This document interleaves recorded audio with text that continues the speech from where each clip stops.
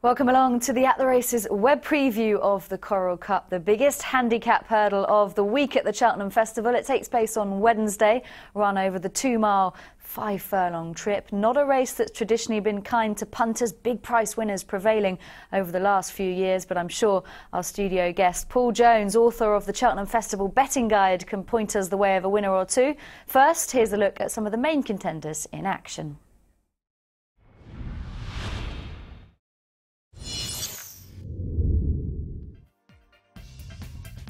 The danger surely now is in front of Un Temps pour Tout. It will be the 11th and final flight. He comes to it now. He saw a perfect stride. Un Temps pour Tout is clear now by 12 lengths. Cole Harden is a long way clear of our Pollyanna, but racing up towards the line, it is Un Temps pour Tout, who holds a Neptune Investment novices hurdle entry at the Cheltenham Festival. And now he is Cheltenham bound. Un Temps pour Tout wins for Tom Scudamore. In second will be Cole Harden.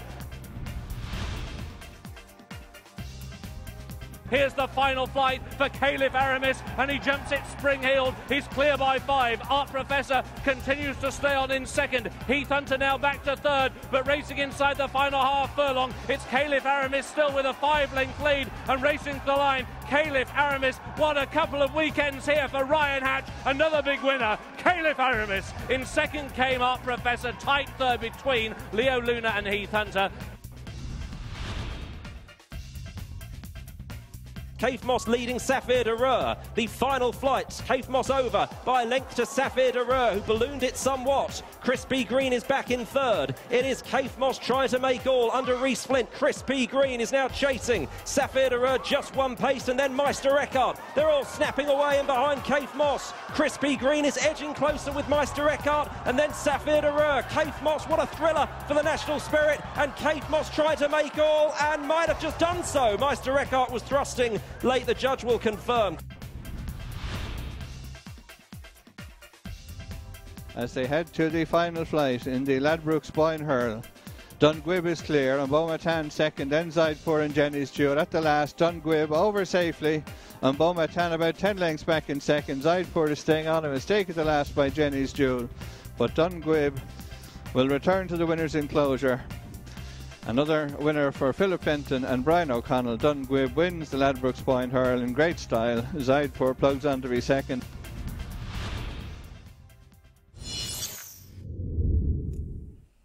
Well, it's an absolute minefield for the punters, but luckily we have Paul Jones on hand, our stats expert and author of the Weatherby's Cheltenham Festival Betting Guide. Brilliant race to get stuck into, Paul. So many horses to talk about. That first piece of form, though, features two, Un Temps pour Tout and Cole Harden, which I think we'll look at first. An interesting horse, Un Temps pour Tout, for the David Pipe Yard, a horse that ran over a trip probably too short for him on his first UK start, but here he is excelling over the longer distance.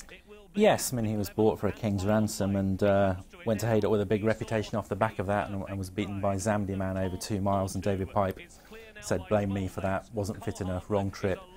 Had the run, put it up to this longer trip, and look at this. I don't think Cole Harden ran his race this day. I'm not sure he handled the ground either, but, you know, and Un Temps pour Tout has only gone up £1 for this, which might be enough to persuade David Pipe to keep him apart from Red Sherlock and King's Palace. So his best 3 novices, or his best 4 novices, including the Liquidator, are all in different races, and I think he'll go for this. And off a Markov, is he on 148 now? Is that's at the top end? That is very...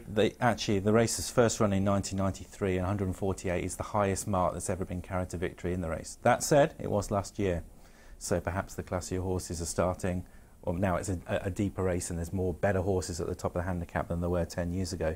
That won't be such a big factor, but 148 is a bit more than I'd like to see based on the last 20 years worth of results anyway. Okay, well, let's take a look at some of those that are hovering around the high 130s in a race which we saw in the form guide there. This is at Ascot, and it sees Caliph Aramis come home in front from Art Professor and Leo Luna. Yeah, you'd think this would be quite a good trial, given that it's only sort of a month before the festival.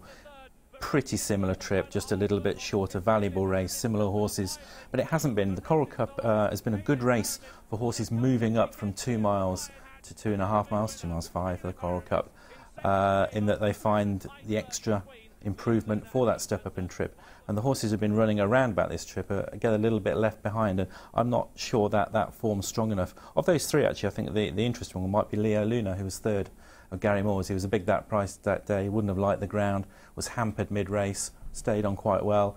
He might be the type of horse to run on really well at a big price in the Coral Cup. He makes the odd mistake, doesn't he? I guess at Cheltenham you'd have to try and iron those out. Yes, yes, that's true. Talking of the Gary Moore team, he's got Leo Luna there. He's also got Crispy Green, who we can see with a couple of other contenders, Kaif Moss and Meister Eckert in the National Spirit Hurdle. Of course, the big disappointment this day in the Andy Stewart colours was Saphir de Reux, but we could be seeing some of those that rose to prominence here, and Kaif Moss off 143 for John Flint. Yeah, I'm more interested in the runner-up, Meister Eckhart, because this was his first proper run of the season. He ran in a novice chase his only other start, where he made mistakes and didn't really have a proper race. He's going to improve quite a bit for this, and interestingly, Alan King ran him in this race on his seasonal debut last year, and he was second, and he only found his stablemate too good in the Coral Cup itself in Medinas.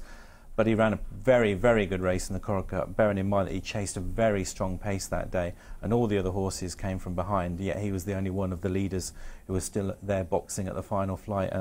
Whether he can win it off a £6 higher mark than last year, I don't know. I think the stable might have a better contender in this race, which we're going to talk about very shortly. But first we'll have a quick look at the Irish contender here, Dungwib, if he does line up in this race. This is in the Grade 2 Boyne Hurdle, second run after a 2-year break, so been nursed back to form. Yeah, I mean, what a fantastic sight he was when he won the Weatherby's Champion Bumper. He really did look a monster that day. Third in the Supreme Novices Hurdle the following season at odds on, then injuries, 3 years basically off the course. Promising comeback run, then he won this race here. He's probably going to go for the Coral Cup. He's going to run off top weight, and that's a no-no. Well, I say that's a no-no. Sky's the limit, won it off top weight. Paul Nicholls also had a horse who was beating a nose off top weight, but they weren't rated as high as Dungwib, and as I mentioned earlier, 148 is the highest mark that's ever been carried to victory in this race, and he's a little bit higher than that. Okay, yeah, he's 157 Dungwib, but one who does look like he might be thrown in, as alluded to by Paul earlier, is the Alan King trained Vendor. He had a 1-2 in the race last year, and this is a really interesting horse, Paul. He is. There was a big gamble on him for the Fred Winter, and he ran all right in the race. Then didn't really go on as a 5-year-old, and often that happens. This season was very impressive when he won at the Hennessy meeting, very impressive indeed. And then when he ran in the Betfair Hurdle, Alan King felt he was just the trip was just too short for him. He's crying out now for this kind of trip, and I know he thinks he's quite well handicapped, and I think he's interesting around 16 to 1. As you say, the yard had a 1-2 last year in this race. That's it, strong performances last year. And the other one to look at, who's off the same mark here and is relatively unexposed as well, is Clondor Camphor. Yeah, I mean, at the start of the season, Donald McCain was saying things like, I think he's quite well handicapped and all that kind of thing, and that's trainer speak for, my goodness me, this horse is thrown in. Well, it hasn't happened for him so far in 2 runs this season. The first time, I think he needed it, and he was held up a detached last in a big field. In the race, more of that one at Haydock. A little disappointed with him next time, but you know, the McCain horses weren't really going there then. They are now. He's still got to be well handicapped, and the yard won this race with Son of Flicker as well. So I think he's the other interesting horse. And he's not won run since December, but no, presumably that's a positive. Yeah, they've been keeping the handicap mark under wraps. Brilliant. I think it's fair to say. Paul, selection for you? Oh, I'll just go Vendor over Clondor Camphor, but I like them both. Sounds good to me at 16 to 1. Vendor and Clondor Camphor, the ones to focus on then in the Coral Cup.